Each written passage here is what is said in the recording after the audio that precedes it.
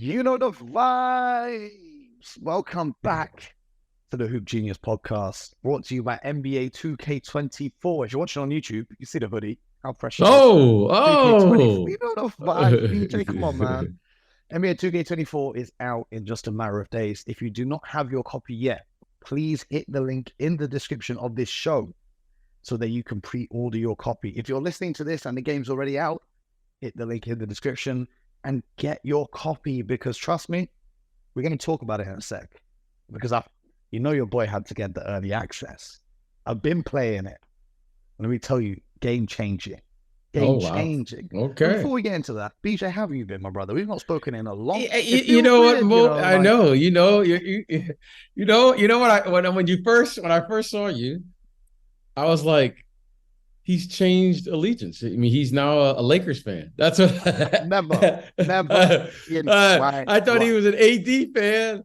You know, I said, Austin Reeves. You know, I was like, but okay. I saw the logo, so all right. But no, all is good, Mo. All is good. You know, all is well. We're about 4 weeks out before the season starts, so it's all good. It's all good. Yeah, well, I'm wearing the purple and yellow for NBA 2K24 because 24, it is the Kobe year, the Mamba year. Oh, In this year's game, Kobe Bryant is on the cover. We're celebrating his legendary career. I had the chance to play some of the Mamba moments. So it's a mode in the game, BJ, where you can relive some of his biggest games. And the mission is to recreate those performances. Outstanding. So certain game winners, certain high scoring nights, you got to recreate those using Kobe Bryant himself. And it's amazing. I played the game. I went to New York. Thank you to my people at NBA 2K. Shout out to the whole team. They took me there. You might have seen on Instagram that I linked up with Mr. Silver himself, the biggest of bosses. Yes, I did. Congrats. I mean, Mo, that's big time. I mean, you just put me down. Now you're hanging out with the commissioner. You just put me down. You know, imagine if you saw the next episode and the cartoon on the front was me, Aaron Silver, instead of me and BJ. I know, that's pretty funny. But, you know, it was really nice. I had a great conversation with him. And, you know, for the commissioner of the league to tell me personally, shake my hand and say, thank you for everything you're doing to grow our league over there in the UK and Europe, that was a very nice moment to be outstanding. To know the biggest of bosses knows the kid, because I'm just a kid, you know what I mean? I'm just a kid. So that was special. But then I had the chance to play NBA 2K24. And BJ, I know you're a little bit older, so video games aren't your forte necessarily. A little bit older, Mo. For a fact, just a little bit, just a tiny bit. Your hairline's still better than mine, which doesn't make any sense. But besides that point, I know for a fact that when your son is playing NBA 2K24, you will be able to just sit there and watch, because if you're not wearing your glasses, you're going to think it's the real thing. The movements of the players now they were realistic before, don't get me wrong. Mm-hmm. But there's a new feature called Pro Play, right? So let me explain it to you real quick, BJ. Previously, players used to go to the 2K lab and they would wear what was like a scuba suit with like, when you have operation, they put those things on your body to scan your heart. Right, to catch all your movements. Yeah, so they would capture the movement of the players, right? But those movements were done in an empty gym with just the player there. So, for example, Luka Doncic doing a step back in an empty gym is going to look like Luka Doncic, but it's not going to be the same as when he does it against the defender. So now they've got a technology called Pro Play, which means they can capture the actual in-game movements of the players. So it accounts for defenders and, getting tired over the course of the game and all those kind of things. It's breathtaking. When you see it, it's going to blow your mind. For you guys at home, you have to get it. It's how I'm going to be spending the entire winter. Don't call me. I'm not coming to my house. I'm either doing a podcast or I'm playing NBA 2K24. That's all you need to know. And if you guys listen to this show, send me your PSNs, PlayStation Network IDs, and I will play with you guys as well. You can join the squad. We'll get cooking on there. And guess what? If you're on Xbox, this year, the first ever time in the history of NBA 2K, you can play PlayStation and Xbox together. It doesn't matter what console you have. If you've got a next-gen console, the new Xbox, the new PlayStation, you can play them. So before, I wasn't able to play with my friends who had Xbox because, PlayStation had to play with PlayStation, Xbox, I play with Xbox. But now we're all getting buckets together. You guys know the vibe. So if you want to get cooking, hit me up. I'm in the Discord. I'm going to get back active in there when the season begins. So make sure that you jump in the Discord. Let me know your usernames and we can get cooking on the court. So that's NBA 2K24. It was fantastic. I had a great time in Brooklyn, BJ. I'll tell you more about that in a sec. But I believe congratulations are in order to yourself. Because I heard a rumor that a certain someone had his jersey retired just this week. Can you confirm these rumors? You know what, Mo? I did. I was inducted into the Hall of Fame here for my college. Iowa. So it was good. It was good, Mo. It was great. So I was there all weekend. It was fabulous. You know, da. But it was good. It was really good, Mo. So I can't complain at all. So we had a great time, great weekend. And so now it's in stone. It's in there, Mo. So immortalized, man. It's well deserved. It's only right. If I'm ever in Iowa, I'm gonna go check it out. 100%. I wish we would do this in front of an audience so that all the fans could show you some love right now, because it's an amazing accomplishment to have your jersey retired, right? We're going to talk a little bit about the NBA, but first, there's something I want to talk to you about, BJ, right? I was in Brooklyn just last week, and I was strolling along Brooklyn, and I saw some beautiful basketball courts just on the river, the Brooklyn Pier basketball courts, I believe they're called, right? Beautiful. So I thought, let me go check it out, see what's happening. And, you know, I was with a few of my friends, we got a few shots up, and then some people were like, yo, should we play? And I was like, you know what? I'm wearing a brand new pair of Jordan 3s. I don't want to crease them. I don't want anyone to step on them. They're crisp white. I shouldn't play. But you know, when someone calls you out, you have to play. It's not a choice. I said, forget the shoes. Let's play. And BJ, playing basketball in Brooklyn, I received the highest compliment I've ever received on a basketball court. Okay, what happened? Do you know what the guy guarding me said? And do you know what people watching said? What did he say? I don't know if this is a compliment or a testament to how out of shape I've become, but they said to me, yo, this guy plays like Jokic.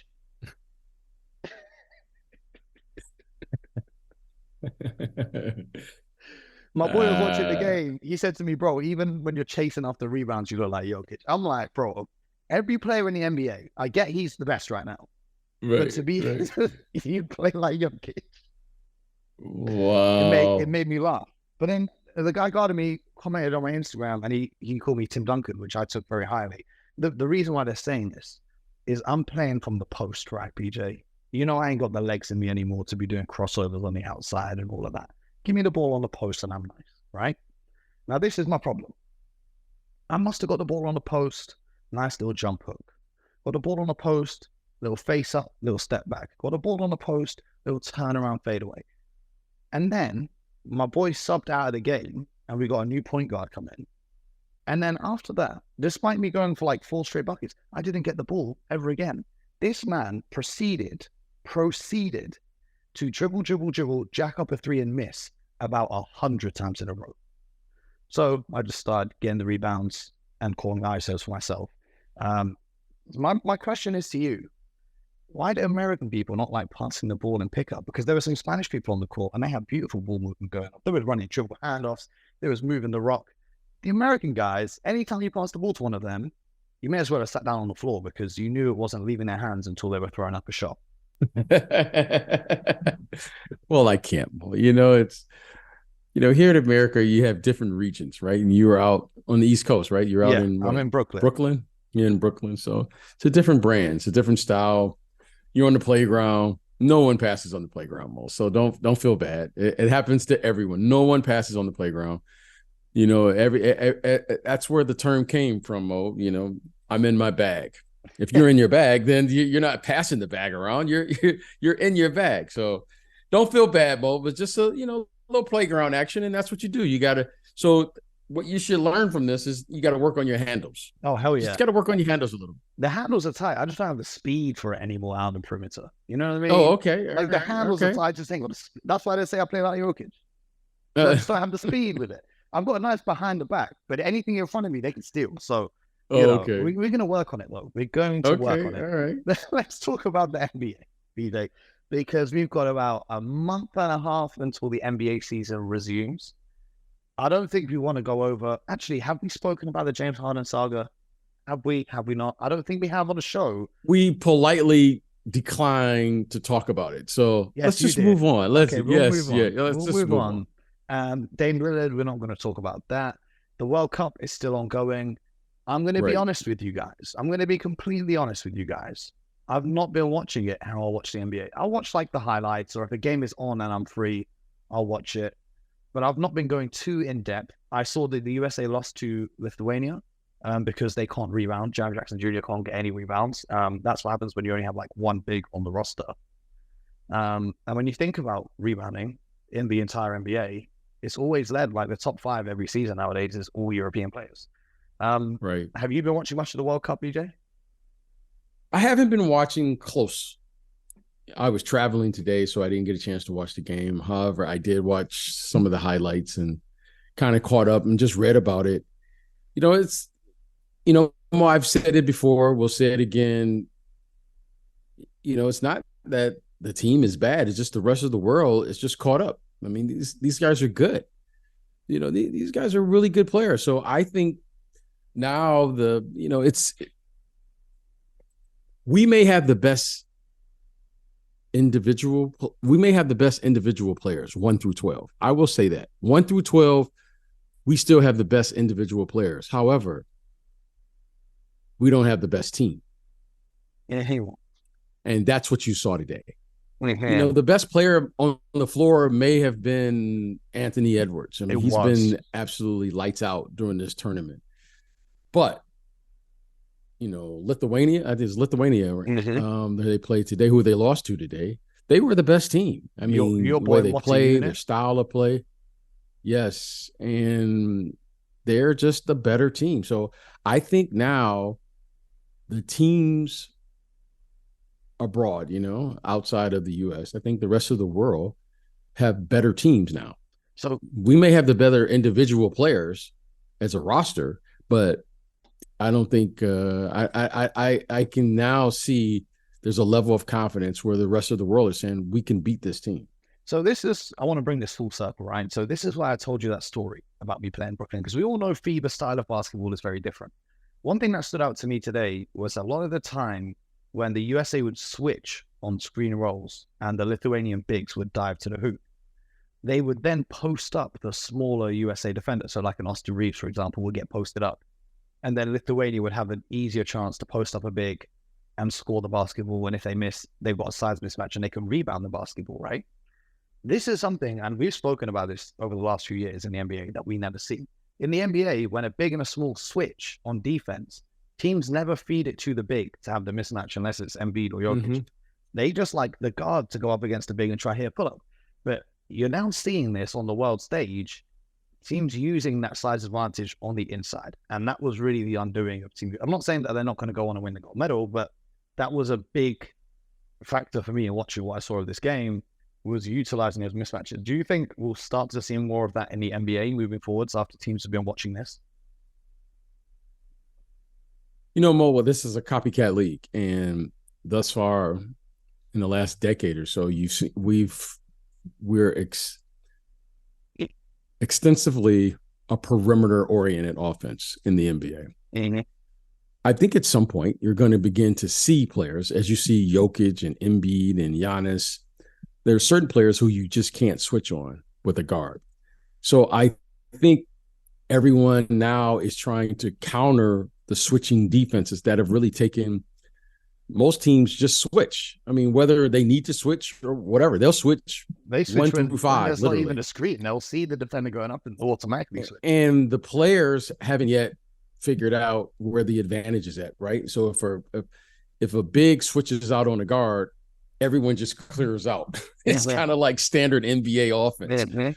Well, I would argue that the discipline of taking advantage of the big being guarded in the post by a smaller player is also an advantage as well, and probably a higher percentage shot. Mm-hmm. So, you know, give them credit. You know, these guys took advantage. They played a very disciplined game. They held themselves accountable, and they played with a They play with a joy. They play with a sense of urgency. They really play with a level of confidence that I was kind of taken away, in the little bit that I did see of the game. And they went out and played hard, played well, and they won the game.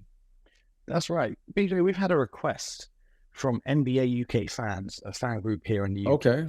Shout out to them every time they always show mad love to the podcast, but they want to know our predictions. So we're going to do this now before James Harden or Dame Lillard have been traded, because I don't know if that's going to happen. Mm-hmm. But they want to know who we think is winning the championship this season. Oh gosh, that's enough. Mo, you can go for it. You're better at stuff like that. We so both go want ahead. to do it. They want to see it from us both. I think the Denver Nuggets go get another one. Mo, I'm kind of interested to see the Denver Nuggets because was it Bruce Brown and Jeff Green? I think that's going to really hurt their depth. And Mo, I'm big on depth. I'm big on having 8 guys and not having a significant drop off when you sub. You have to be able to play, give the team a different look, defend, versatile, play with the starters, without the starters in case one is out for a game or two, or better yet, is not having a great game. And Bruce Brown was terrific for this team. He was. However, Mo, they're going to be a different team this year. They're not going to be the same team. And I don't know this group. Now, maybe someone fills those shoes. Jeff Green was a big-time player for them last year in their system. Off the court, in the locker room, he was huge. Yes.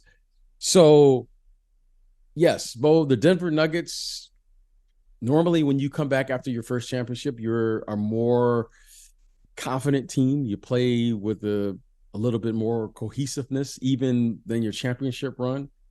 But Mo, this is going to be a different team. This is going to be a new group, and it's going to be a new task at hand. So I don't know how they're going to look. I don't know. Jokic had a lot of responsibility a year ago, and I'm not sure. At least at the beginning, their depth. I'm not saying they can't do it. I just haven't seen it, so I can't comment on something I haven't seen thus far. Mm-hmm.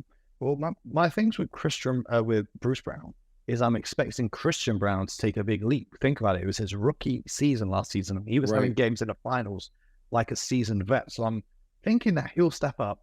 And also with Bruce Brown, he looked so much better in Denver than he did in Brooklyn because he was utilized in a better way. But with the way that Jokic plays, he does a great job of making his teammates better by finding them for easier looks. So maybe some of these other guys on the roster can step up. But if not Denver, who do you think will be the team to win it all?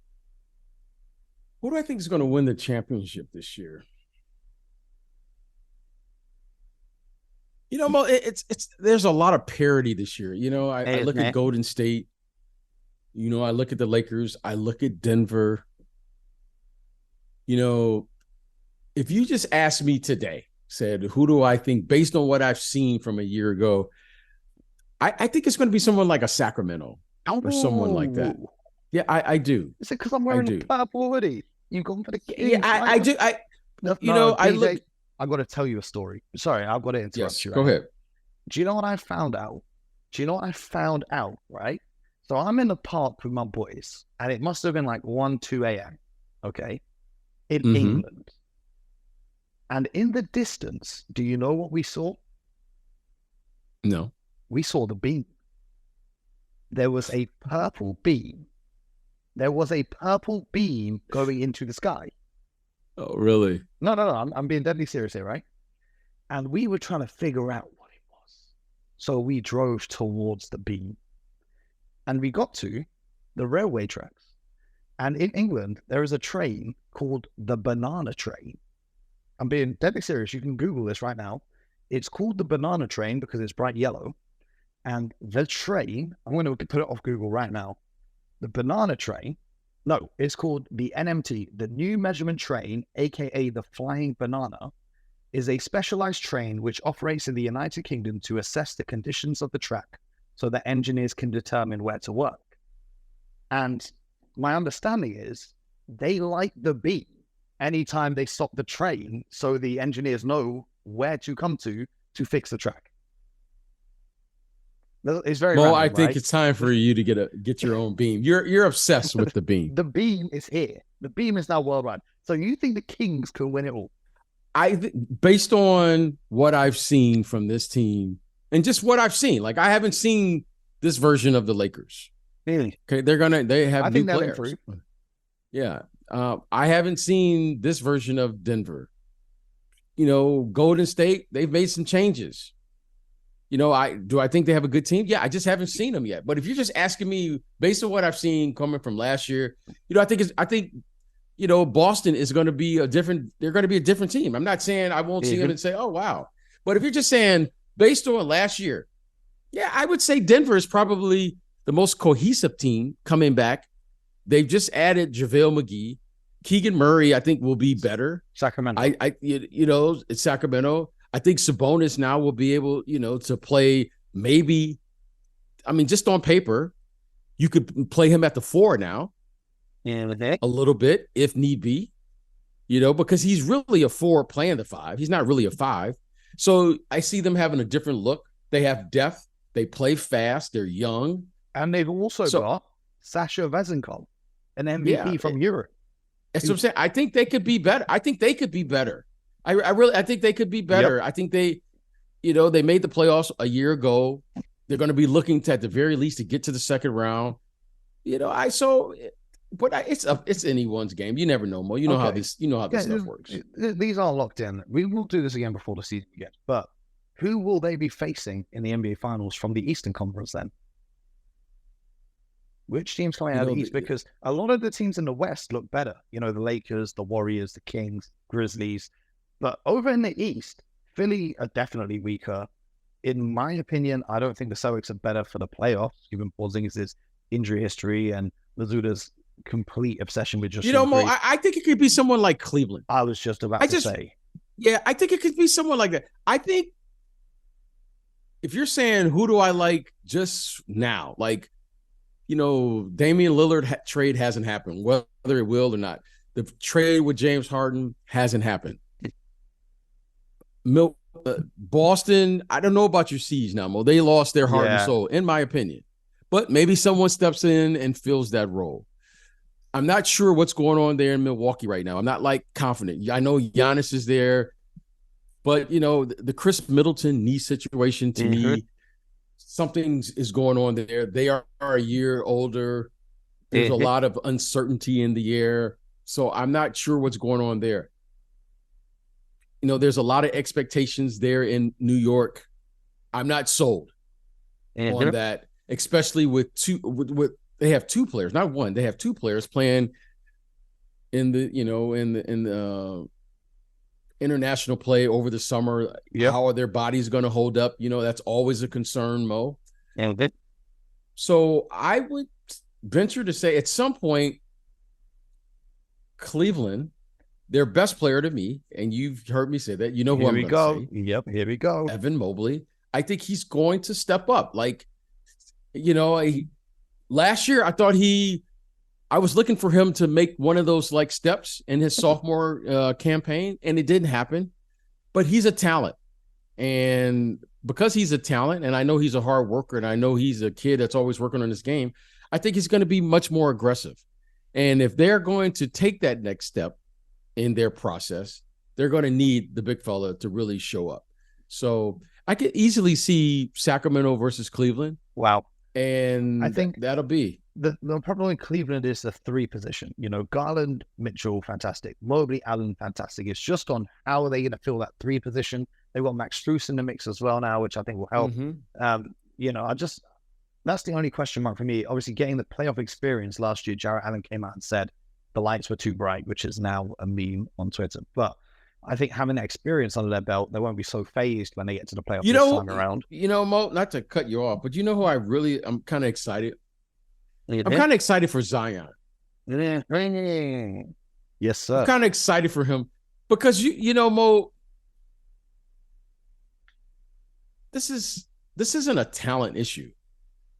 And at some point, Mo, we're all hoping that he gets it. And what I mean by it for him is getting in the necessary shape that he needs to play an entire season.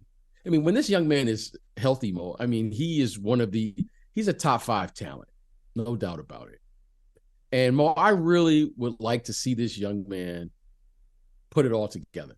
Mm-hmm. And Brandon Ingram, who I know is not particularly playing well, some players have games that certain styles that fit their game. I don't think he's an international player. No, it doesn't fit his style of play.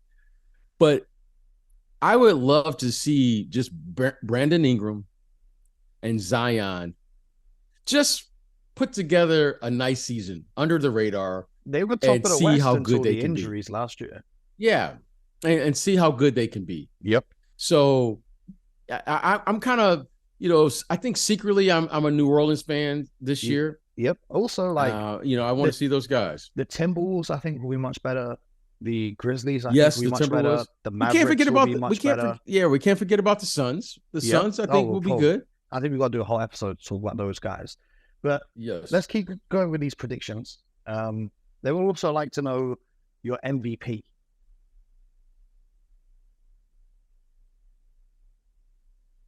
My MVP this year, I'm going to say Zion. Scorching hot takes. I'm going to say today. I'm going to say Zion. I'm going to say Zion. I'm just going to say I'm rooting for these young men. Like, Mo, like you get to a crossroad in your career. Mm-hmm. And I feel Zion is there. It's either it's going to happen for him or it's not. Because if it doesn't happen now, I think you just say coulda, woulda, shoulda. But I think this young man, from what I've heard, I've had a few discussions with some people down there. In New Orleans, and I'm not saying it's 100% accurate, but my understanding is that he's working and he's looking better than he's looked in a long time at this particular time. I can confirm this. I don't know. Yes. I haven't seen it myself. But from what I've heard, a lot of summer to go. There's still like 50 days, whatever. But that's a great sign for this young man. And I think, Mo, he's just at a point where either it's going to happen or it's not. I mean, now he's got the money. When he's on the court, you see what he can do. He's got a shoe deal. Got the shoe deal. Now let's just settle in and play. And we all want to see him. I feel like we're. Do you know who I think could make a sneaky run? I think if the Oklahoma City Thunder outperform expectations, Shai Gilgeous-Alexander could be up there in the conversation. I agree with that. He's looked great in the summer. I'm telling you, he's looked great in this World Championships. Is that what they're playing in now? Yep.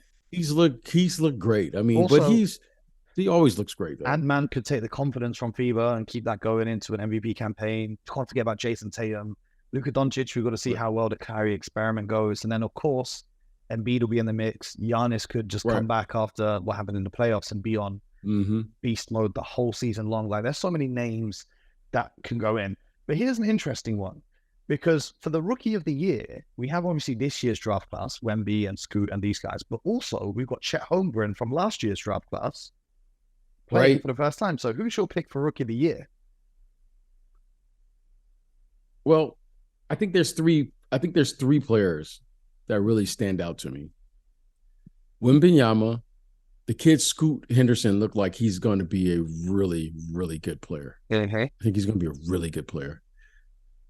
And I think Chet, because he's had that year of experience just watching. And I think that's an invaluable lesson. Even though he wasn't playing. You saw it with because you can see what happens and Joel Embiid. You can see, like, watching is really important. And he'll kind of have, even though he didn't participate physically, he kind of understands, like, the routine, like, and how to travel, how to get ready, how to move, how to eat, so forth and so on. So I think he's going to be right up there. However, I think this rookie class is going to be really good. Mm-hmm. Those Thompson twins look like they're going to be terrific players. I just think there's a lot of depth. I think there's a lot of talent. Those guys really play well in the summer. The kid from Charlotte, his name escapes me right now, the rookie that they drafted. So I think there's a lot of talent here. But, Wembanyama, I was thinking, Mo, like, after Summer League, where he could play and stand out more. I think he's going to be some version of like a 3-man. some version of a small forward, Mm-hmm. where they're just going to allow him to play where he has a matchup. Because what you don't want him to do is get beat up because of his size. He just doesn't have the girth just yet. But Mo, if he can get through the first half of the season and kind of just learn the physicality of the game, well, I think he could be a very dominant player just because of he's so unique as a player that I think he will figure out how to make an impact on the game sooner rather than later. Yeah, I think for me, Chet Holmgren will be my pick because of what you said with the experience, and we've seen this before, right, throughout history. And he can do it all. The first matchup between him and Wemby is going to be absolutely must see TV. Speaking of regular season matchups that must see, who do you think is winning the in-season tournament? Oh, I'm going to pick the Phoenix Suns. Yeah, I'm going to pick the Phoenix Suns. Okay. Because those guys they're kind of like all of them, like right in the thick of their of their career. So I think after about 15, 20 games, their bodies should be kind of just getting into shape. They have 3 guys. I think those are their top guys. They're not coming into camp trying to figure out, who's who. And now it's just a matter of saying, who's going to be the guy, which I think Kevin Durant is the guy. Yeah. But you know what? Easily Devin Booker could do that. Easily Bradley Beal could do that because neither one of those guys now will be receiving double teams. That will be reserved for Kevin Durant. The in-season tournament, they're not going to scout it like it's a playoff series. It's just a semi-final and a final in Vegas that you got to get through. I think that the Warriors will win the in-season tournament. Okay, I could. No doubt. Because I think adding Chris Paul, the reason why I like that move is it allows you to match Steph and Draymond's minutes together now. Because before last season, Draymond was having to play a lot with the bench to carry them. Whereas now, if Chris Paul buys in to the 6-man role, he can orchestrate the bench unit and allow Steph and Dre to play together. Right. And also, if they win the in-season tournament, but not the actual championship, the jokes that people on the internet will have to Chris Paul not winning a ring and getting an in-season ring, which isn't really a ring, will be hilarious to me. So I'm hoping that the Warriors win this and not the whole thing. I would love to see it. Who's going to be the coach of the year, BJ? Because we've had some coaching movements here and there across the summer. I think it's going to be Rick Carlisle. Ooh. I think I like what they've done in Indiana with their team in Indiana.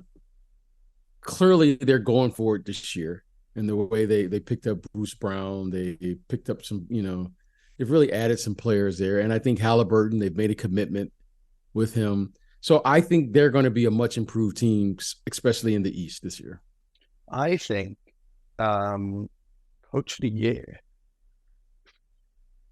That's a very tough one, because there's so many people that could potentially go get it. I think, coach of the year usually goes to a team that has one of the top records. If Frank Vogel can get this Phoenix thing to work in a regular season at least, and they shoot to the top of the West, whether or not they figure out the playoffs, I think he could be in with a shout to win that year, Coach of the Year award. But the last question we have here from NBA UK fans is... You didn't answer. Who do you think? Who you got? I just said Frank Vogel. Oh, Frank Vogel. Okay. I mean, I don't know. It's impossible for me to say at this point. I think another one, because everyone's expecting this Dallas thing not to work. If it somehow manages to work, then Jason Kidd could be in with a shout. But it's impossible to predict that right now, right? Because you don't know which team's going to be a surprise team, or if one team's going to run away with the regular season, and X, Y, Z. Or even Taylor Jenkins, if the Grizzlies do really well without Ja Morant, he'll have his name in the ring as well. So, which I think they will, because they've got the best player in the world, Marcus Smart.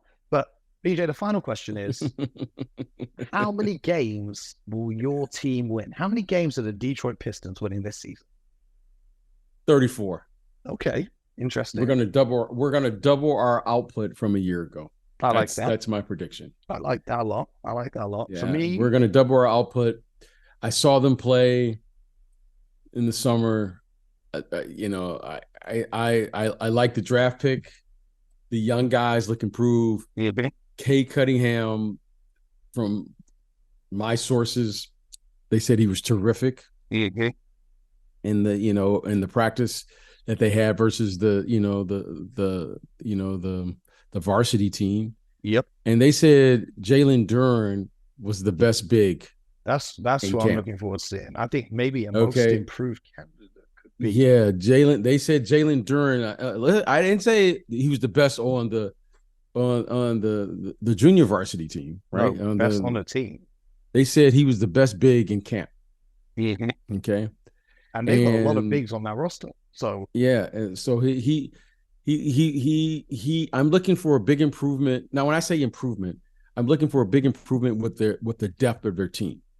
Right. Mm-hmm. Beef Stew, we signed Beef Stew up there in Detroit, Jalen Duren, Wiseman, the kid Thompson that they drafted this year. And of course, Jaden Ivey. So we have a lot of depth, and we're looking for one of those young guys or a couple of those guys to really take a step, right? Mm-hmm. I would venture to say it probably will be Cade Cunningham, but we don't want to put too much on him coming back from that, that injury that he had just a year ago. But however, they say the way he looked in the summer, I didn't see it, up close, but from what I hear, I heard he looked really good. And that's a good sign for us Detroit Piston fans. For me, my team, Boston Celtics, I don't know exactly how many wins they'll get, but I think they'll finish first in the Eastern Conference in the regular season. What's going on with Porzingis? He has foot plantar fasciitis, which is quite common in big men in the NBA. So I'm not too worried yet, but we'll see if he's ready to go when the season starts and how impactful he is. Because if he doesn't, then you don't want to hear me on the podcast the day that happens. Brad Stevens, you don't want to hear that. Anyway, that's been another episode. Do you know what else I'm looking forward to? I'm going to be able to simulate the season, right? In a few days on NBA 2K24. And, with the new My Eras mode, which was in last year, you can do it again this year. You can go back in NBA history and re-simulate every decade of the NBA. So I could even go and re-simulate the year you were drafted and see what an alternative career path for you could have been if you didn't join the Bulls. How about that, BJ? Is this like the metaverse? What is going on? Like past, present, future? Yeah. It's wait, it's like, Thanos, should I start snapping my fingers to see what's going on? Hell yeah. But that's been another episode of the Hoop Genius podcast. Make sure you hit the link in the description of the show to get your copy of NBA 2K24. And I'll see you guys on the court, BJ. It's great to catch up. I'm looking forward to doing another one of these. I'm back to New York for another week. But when I'm back, we'll hit the ground running and get a regular rhythm going. Apologize to the fans for going missing a little bit over the summer, but we'll be back better than ever. We've got a lot of things planned this season, and we'll finally, hopefully, inshallah, do a live show as well. We're working on that. Oh, wow. So stay tuned. Don't go anywhere. Subscribe to the show, and most importantly, get buckets.